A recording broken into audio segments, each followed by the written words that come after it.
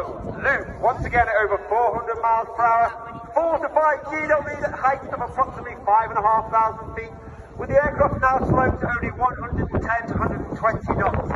This makes the controls a lot less responsive, making the formation keeping even more difficult. But now the accelerator is 200, 300, back to 400 miles per hour, and conversely the controls are now responsive, which makes it even more difficult for the formation to stay together. But due to their excellence, as they come round to the left for the Apollo present.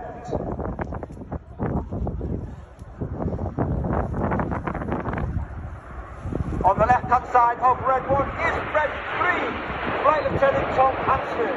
Tom is also in the Fairford